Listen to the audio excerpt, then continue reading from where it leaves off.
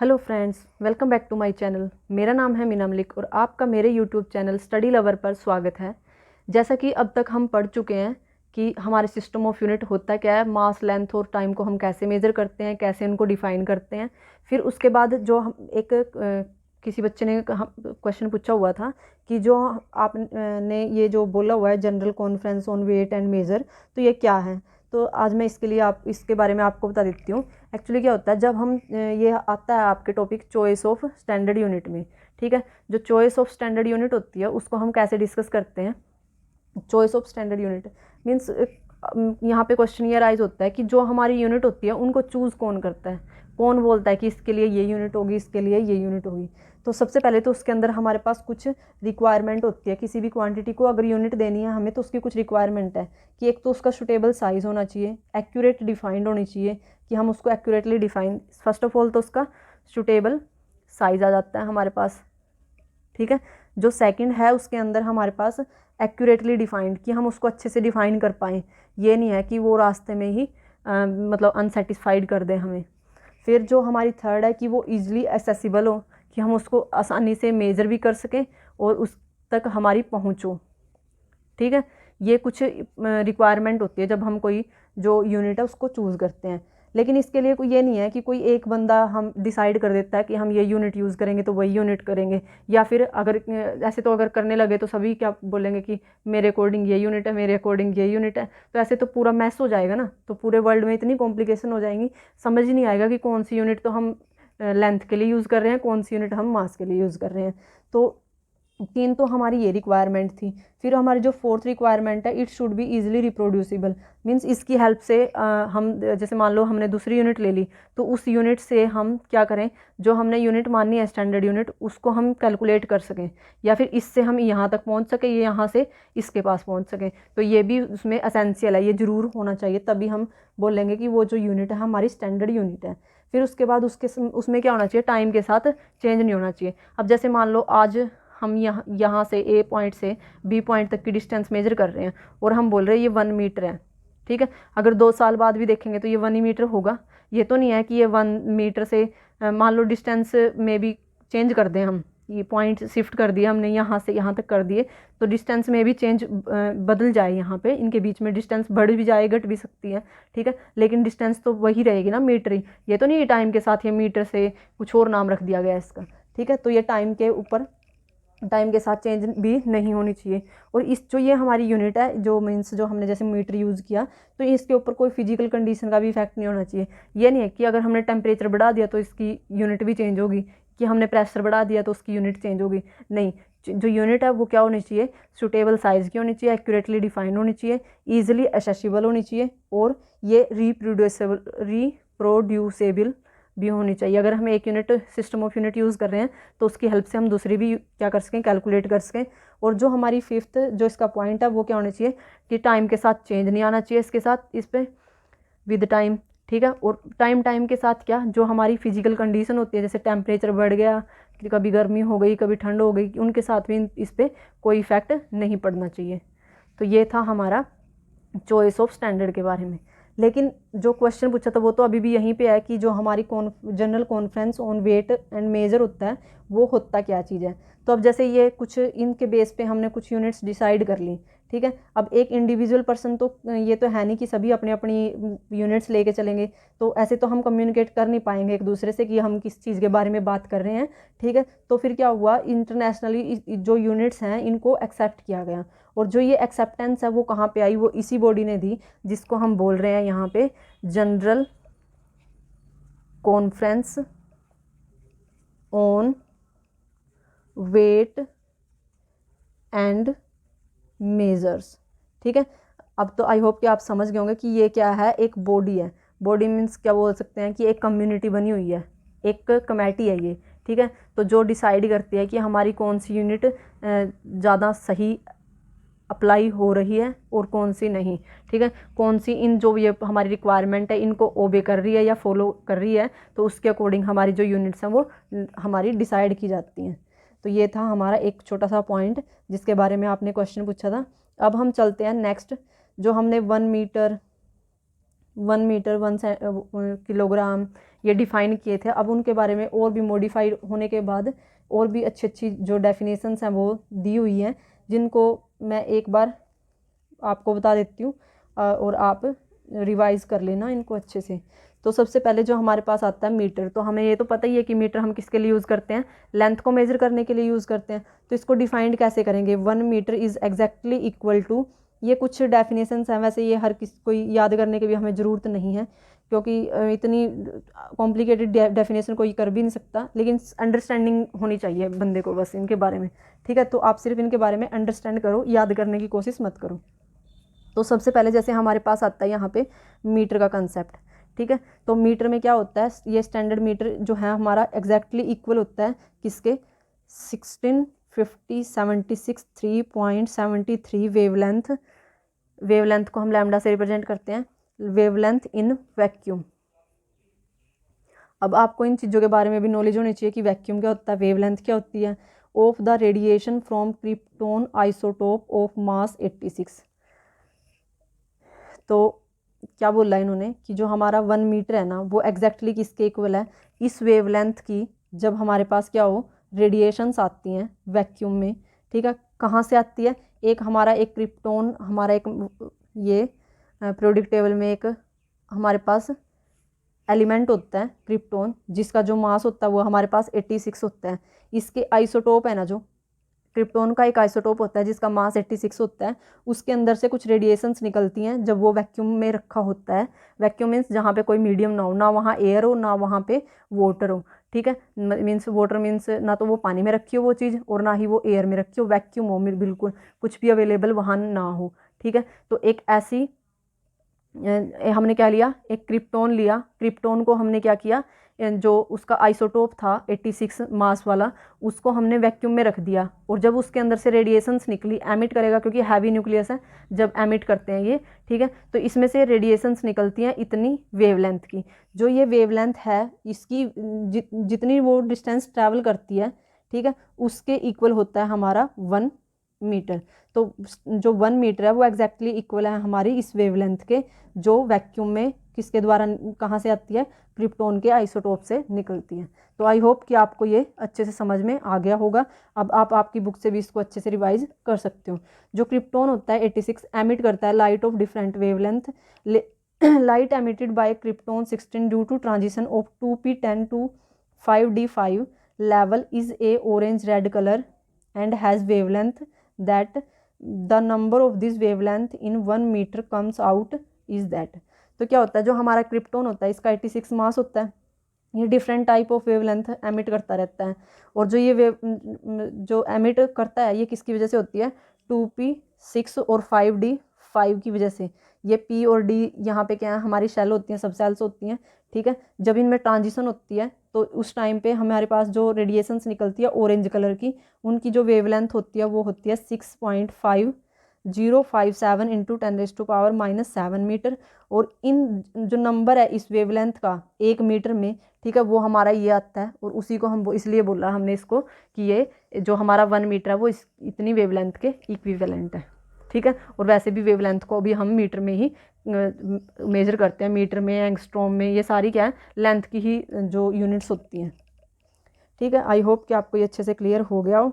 अब हम चलते हैं नेक्स्ट, और इसको कैसे डिफाइन कर सकते हैं। 1 metre is length of path travelled by light in vacuum is in this time. Means क्या, अगर हम मान लो ये एक पॉइंट ये, एक पॉइंट ये है, हमारे पास क्या है, यहाँ पे एक लाइट है, वो लाइट यहाँ से, वैक्यूम है ये, वैक्यूम में ट्रैवल करके यहाँ से यहाँ तक गई, तो यहाँ से यहाँ तक जाते टाइम उसको वैक्यूम में इतना टाइम लगा 1/299,792,4858, 1 के बाय में है ये सारा, ठीक है। तो क्या बोला है, 1 metre is the length, 1 metre is the length of path travelled by light in vacuum in इतने टाइम, ठीक है। इतने टाइम में जब एक लाइट है, जो वेव है, उसने ट्रैवल की जो डिस्टेंस, उस ट्रैवल डिस्टेंस को हम बोलेंगे 1 मीटर। तो ये अलग अलग वे हैं हमारी डेफिनेशन देने के, बात है यहाँ पे समझने की। तो आई होप कि आपको अच्छे से समझ में आ गया होगा। फिर उसके बाद आता है हमारे पास कंसेप्ट 1 किलोग्राम का। अगर हम 1 किलोग्राम की बात करें यहाँ पे, तो उसको हम कैसे डिफाइन करेंगे। तो 1 kilogram 1 kilogram is defined as the mass of international prototype of the kilogram which is a standard block of platinum iridium alloy preserved in International Bureau of Weight and Measure as served near Paris and France। इसमें क्या चक्कर है, इसमें है कि जो हमारा जो मास है वो 1 किलोग्राम कब बोलेंगे उसको, जो मास है उसको 1 किलोग्राम कब बोलेंगे। हमारे पास जो प्रोटोटाइप का मास होता है उस जो प्लैटिनम इरिडियम अलॉय से प्रिजर्व्ड है उसके क्या जो हमारे यहाँ पे जो इंटरनेशनल ब्यूरो है वेट और मेजर्स की, जो हमारी कहाँ पे स्थित है, पेरिस में, फ्रांस में, ठीक है। तो उस पेरिस फ्रांस में हमारे पास एक कुछ ब्लॉक रखा हुआ है, इंटरनेशनल ब्लॉक, जिसको इंटरनेशनल का दर्जा दिया हुआ है। वो ब्लॉक किसका है, प्लैटिनम इरिडियम का है, ठीक है, प्लैटिनम इरिडियम। तो जो वो ब्लॉक है उस ब्लॉक में से उस ब्लॉक का जो मास है, ठीक है, उस ब्लॉक का जो मास है उस मास को हम नाम देंगे 1 किलोग्राम का। अब नेक्स्ट हमारे पास आता है सेकंड को डिफाइन करना। अगर 1 सेकंड हमें डिफाइन करनी है तो हम क्या कहेंगे, duration of 9192631770 period of radiation corresponding to unperturbed transition between the 2 hyperfine levels. क्या होता है, जो 1 सेकंड है हमारा वो ड्यूरेशन है, वो टाइम पीरियड है जब हमारे क्या हो, कोई भी ट्रांजिशन ना हो रही हो, अनपर्टर्ब्ड हो, वो एक दूसरे को डिस्टर्ब ना कर रहे हो। जैसे मान लो एक यहाँ पे हमारा एक ब्लॉक यहाँ पे है, एक यहाँ पे है सेल, एक यहाँ पे है, यहाँ से यहाँ ट्रांजिशन नहीं हो रही, तो जिस उस टाइम के बीच जब हमारे पास कोई ट्रांजिशन नहीं हुई उस टाइम को हम बोलेंगे 1 सेकंड, ठीक है। सबसे आसान लैंग्वेज में तो हम यही कह सकते हैं इसको। फिर उसके बाद हमारे पास आती है एम्पियर। तो ये सारे डेफिनेशंस हैं जो बहुत ज़्यादा कॉम्प्लिकेटेड सी भी हैं और थोड़ी ही बोरिंग भी है। आई होप कि आप समझ में आ रही होगी आपको। तो चलिए इसके आगे हमारे पास है एडवांटेज ऑफ एसआई यूनिट, कि हम एसआई यूनिट क्यों लेके आए। सबसे पहले बात तो ये एसआई यूनिट है जो हमारी कोहेरेंट सिस्टम ऑफ यूनिट है। कोहेरेंट सिस्टम का मतलब क्या है यहाँ पे, कि इसकी हेल्प से हम क्या कर सकते हैं, जो डिवीज़न या मल्टीप्लिकेशन करके कुछ जो हमारी ड्राइव्ड यूनिट्स हैं उनको ऑब्टेन कर सकते हैं, ठीक है। मीन्स कैसे, जैसे हमारे पास जो एसआई यूनिट है वो हमारे पास न्यूटन है, ठीक है। तो अब ये न्यूटन है जो इसको हम कन्वर्ट कर सकते हैं इसकी derived unit kilogram metre square per second में, ठीक, मीटर पर सेकंड स्क्वायर में। कैसे कर सकते हैं वो हम आगे डिस्कस करेंगे। तो सबसे जो पहला पॉइंट आया वो क्या आया, कोहेरेंट होती है ये, ठीक है। कोहेरेंट का मतलब एक में से दूसरे में हम इसको ड्राइव कर सकते हैं, ट्रांसफ़र कर सकते हैं। सेकंड जो हमारे पास है वो है rational system of unit. Rational system का मतलब क्या है कि अगर हमने एक यूनिट दे दी, पर्टिकुलर जो फिजिकल यूनिट होती है, क्वांटिटी होती है ना, उसको हमने एक यूनिट दे दी, ठीक है। तो वहाँ पे जैसे हमने जूल दे दिया एनर्जी को, तो इसका मतलब ये नहीं है कि वहाँ पे और सिस्टम एग्जिस्ट नहीं करेंगे यूनिट के, करते फिर भी हैं, एमकेएस भी आएगा वहाँ पे, ठीक है। और जैसे अब हम अगर ये करें, जैसे एमकेएस सिस्टम के अकॉर्डिंग जो हमारी एनर्जी की अलग से यूनिट होती हैं, एनर्जी वर्क डन के इक्वल होता है तो kilogram metre square per second square आती है।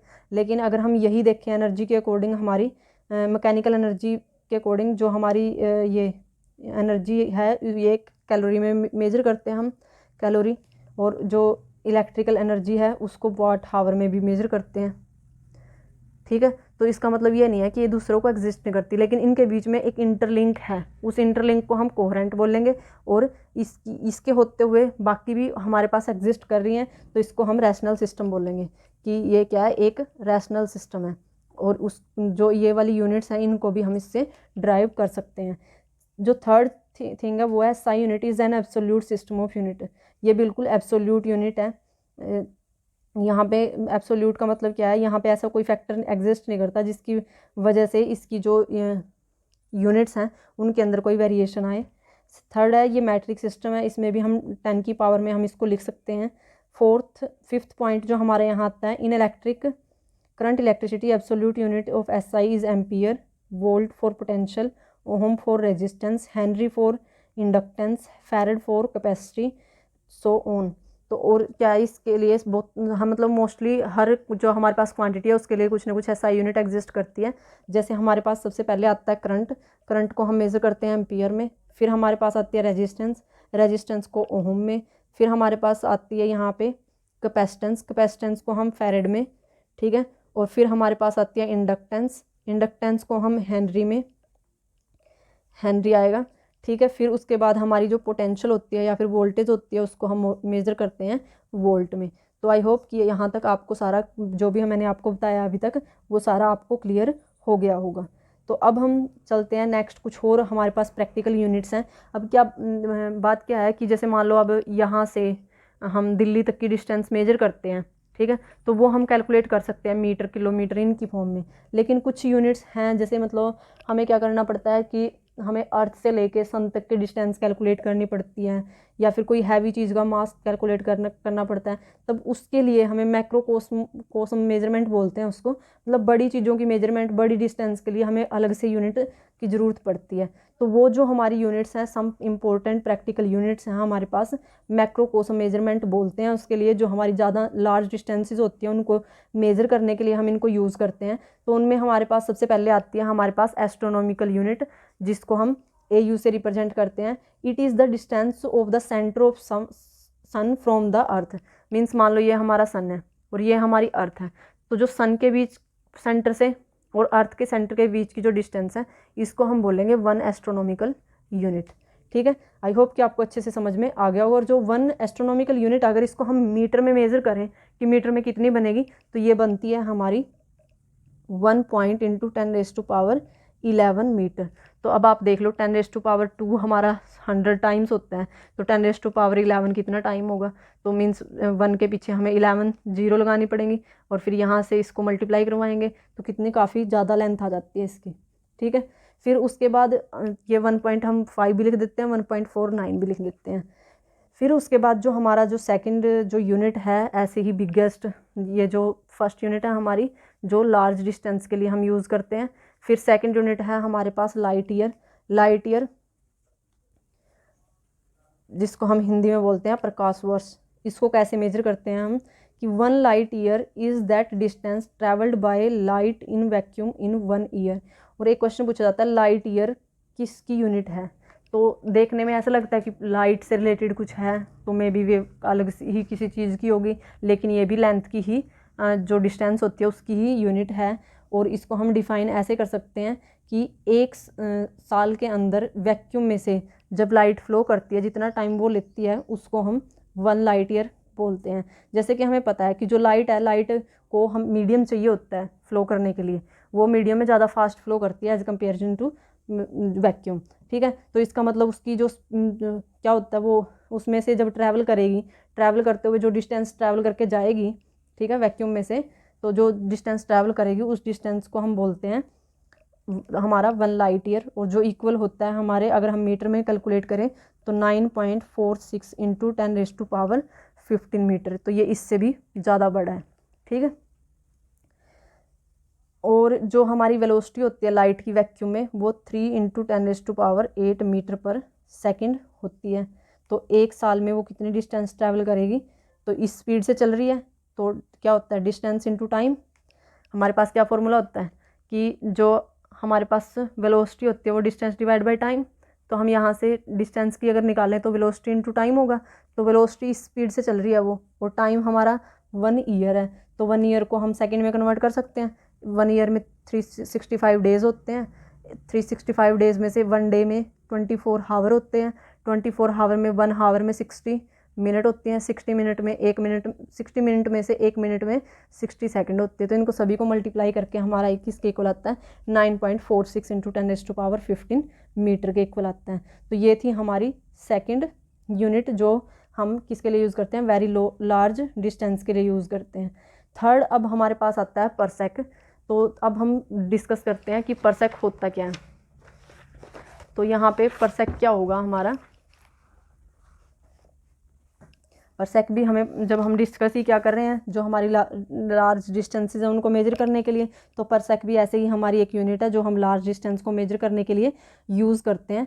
लेकिन इसको रिप्रेजेंट करते हैं हम पैरालैक्टिक सेकंड में, ठीक है, जो इसकी फुल फॉर्म है नाम से क्या है, परसेक। फुल फॉर्म अगर देखें इसका, पैरालैक्टिक सेकंड। ठीक है, तो नाम से ऐसे लग रहा है जैसे ये टाइम की यूनिट हो, लेकिन ये टाइम की यूनिट नहीं है, ये हमारी डिस्टेंस की यूनिट है। 1 पर सेक जो हमारा होता है वो इक्वल होता है eight which the N arc 1 astronomical unit long subtended an angle of 1 second. क्या होता है देखो, जब हमारे पास मान लो ये हमारा सन है, ये हमारी अर्थ है, यहाँ से सेंटर से यहाँ तक हमारे पास 1 एस्ट्रोनॉमिकल यूनिट है जो हमने पहले डिस्कस कर ली। ठीक है, तो अब क्या 1 पर सेक जो डिस्टेंस है हमारी वो वाली डिस्टेंस होगी जब एक आर्क की फॉर्म में हम क्या करें, एंगल्स चेक करें, क्योंकि अब जो ऑब्जर्वेशन है हम यहाँ इस पॉइंट से भी कर सकते हैं, अर्थ के इस पॉइंट से भी कर सकते हैं। अगर यहाँ से हम यहाँ तक जाएं, ठीक है, और यहाँ से यहाँ तक जाएं, तो यहाँ पे क्या बनेगा, एक एंगल क्रिएट होएगा दोनों के बीच में, वो एंगल हमने मान लिया थीटा है।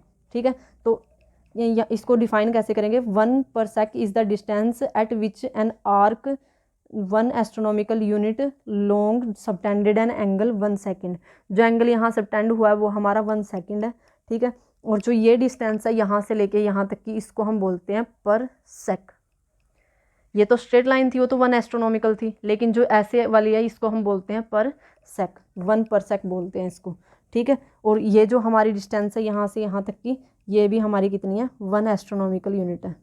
मीन्स यहाँ से यहाँ तक की भी जो डिस्टेंस बननी चाहिए वो 1 एस्ट्रोनॉमिकल यूनिट। जो अर्थ से सन तक की डिस्टेंस है वही डिस्टेंस यहाँ से यहाँ तक की भी बननी चाहिए। ठीक है, तो मीन्स यहाँ पे भी 1 एस्ट्रोनॉमिकल और यहाँ पे भी ऐसे भी 1 एस्ट्रोनॉमिकल। और जब यहाँ से इस पॉइंट से और इस पॉइंट से हम ट्रैवल करके उस पॉइंट पे पहुँचेंगे तो जो ये वाली टोटल डिस्टेंस है इसको हम बोलेंगे 1 पर सेक। ठीक है, और जो हमारा 1 पर सेक है वो किसके इक्वल होता है, अगर मीटर में कैलकुलेट करें तो किसके इक्वल आएगा, 1 पर सेक को अगर हम मीटर में कैलकुलेट करें तो 3.084 इंटू 10⁻16 मीटर आएगा। ठीक है, जो फर्स्ट वाली थी एस्ट्रोनॉमिकल उसकी पावर थी 10⁻11, जो हमारी सेकंड थी उसमें था 10⁻15, लेकिन इसके अंदर है हमारा 10⁻16। तो सबसे बड़ी इनमें से कौन सी यूनिट है हमारे पास, पर सेक है। ठीक है, तो पर सेक हमारी सबसे बड़ी यूनिट है। अगर हम इनको कंपेयर करें आपस में, तीनों को, 3 यूनिट पढ़ ली हमने जो लार्ज डिस्टेंस के लिए हम यूज़ करते हैं, तो अगर हम तीनों को हम यहाँ पे कंपेयर करेंगे तो हमारे पास क्या आएगा, तो हमारे पास आएगा यहाँ पे कि जो हमारी 1 एस्ट्रोनॉमिकल यूनिट है वो 1.5 इंटू 10⁻11 मीटर के इक्वल थी, और जो 1 लाइट ईयर यूनिट है वो इक्वल थी हमारी 9.46 इंटू 10⁻15 मीटर। और जो हमारी 1 पर सेक है वो हमने देखी 3.1 इंटू 10⁻16 मीटर के इक्वल है। तो अब इन तीनों को कंपेयर करने के बाद अगर हम जैसे इन दोनों की रेशो ले लें, इन दोनों की रेशो ले लें, तो क्या आएगा, क्या करते हैं, जो बड़ी यूनिट होती है उससे छोटी यूनिट को डिवाइड करते हैं। तो यहाँ से 1 लाइट ईयर को अगर हम डिवाइड करते हैं 1 एस्ट्रोनॉमिकल यूनिट से, 1 light year divide by 1 astronomical unit, तो डिवाइड करने के बाद हमारे पास आता है यहाँ पे 6.3 इंटू 10⁻4 मीटर। तो अगर इसको हम उधर जाके मल्टीप्लाई में ले जाएं तो 1 लाइट ईयर हमारा किसके इक्वल है, 6.3 into 10⁻4 metre into 1 astronomical unit. वैसे भी हमें पता है यहाँ 10⁻11 आना है, तो 10⁻11 में जब हम 10⁻4 ऐड करेंगे तो 10⁻15, तो हमें पता है कि लाइट ईयर में 10⁻15 होती है।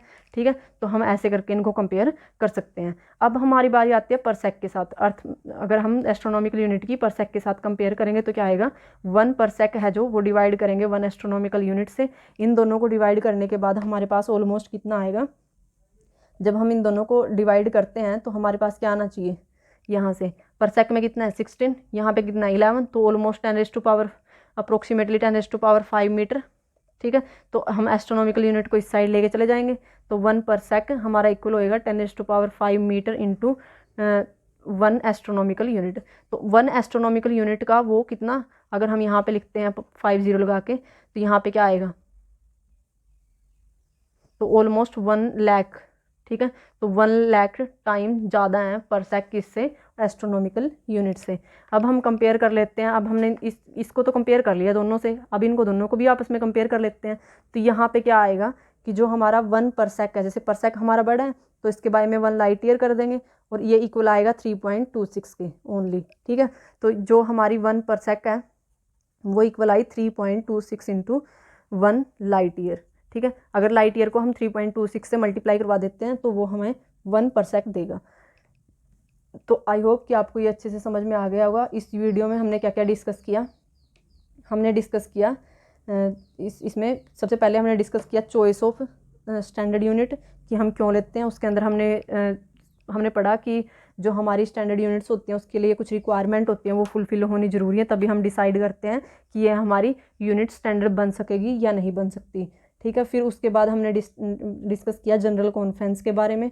ठीक है, फिर हमने जो सिस्टम ऑफ यूनिट हैं वो डिस्कस किए। फिर उसके बाद हमने कुछ डेफिनेशंस थी फंडामेंटल और सप्लीमेंट्री यूनिट्स की, जिसके अंदर हमने सिर्फ 3 ही डेफिनेशन आज डिस्कस की हैं क्योंकि वो बहुत बोरिंग थी, तो 3 हमने आज कर ली, 3-4 हम नेक्स्ट वीडियो में कर लेंगे जो हमारी रहती हैं बाकी की। ठीक है, तो हमने 3 डेफिनेशन कौन कौन सी की, पहले हमने मीटर की, फिर हमने किलोग्राम की, फिर हमने सेकंड की। फिर उसके बाद हमने एडवांटेज पढ़ी एसआई यूनिट की, जिसके अंदर हमने डिस्कस किया कि वो कोहेरेंट सिस्टम होता है और रैशनल सिस्टम होता है, एब्सोल्यूट सिस्टम होता है, मैट्रिक सिस्टम होता है, और उसकी हेल्प से हमने और भी जो बहुत सारी एब्सोल्यूट यूनिट्स हैं वो कैलकुलेट की थी। जैसे हमने यहाँ पे किया था कि जो हमारा ये किया था यहाँ पे कि जो हमारा करंट होता है उसको एम्पियर में मेज़र करते हैं, जो हमारी रेजिस्टेंस होती है उसको ओम में, जो हमारी कैपेसिटेंस होती है फैराड में। ठीक है, तो ये वाली चीज़ जो डिस्कस की। फिर हमने कुछ इंपॉर्टेंट प्रैक्टिकल यूनिट्स डिस्कस की, जो क्या होती है, जो हमारी लार्ज डिस्टेंस होती है उनको मेजर करने के लिए हम यूज़ करते हैं, जिनके अंदर सबसे पहले हमने एस्ट्रोनॉमिकल को डिस्कस किया, फिर लाइट ईयर को डिस्कस किया, फिर परसेक को डिस्कस किया। लाइट ईयर और परसेक का आपस में रिलेशन देखा, एस्ट्रोनॉमिकल का लाइट ईयर के साथ देखा, परसेक के साथ देखा। ठीक है, तो ये था हमारा आज का डिस्कशन। आई होप कि आपको अच्छे से समझ में आया हो। बाकी हम करेंगे नेक्स्ट वीडियो में, तो ऐसे ही बने रहिए स्टडी लवर मीना के साथ। और अगर अभी तक आपने मेरे चैनल को सब्सक्राइब नहीं किया तो पहले मेरे चैनल को सब्सक्राइब कर लीजिए और बेल आइकन पर भी क्लिक करना बिल्कुल मत भूलें, क्योंकि आपको मेरे चैनल पर हर जो छोटे से छोटा टॉपिक है उसकी भी अच्छे से अच्छी एक्सप्लेनेशन मिलती रहेगी ऐसे ही। तो चलिए आज के लिए इतना ही, मिलते हैं नेक्स्ट वीडियो में।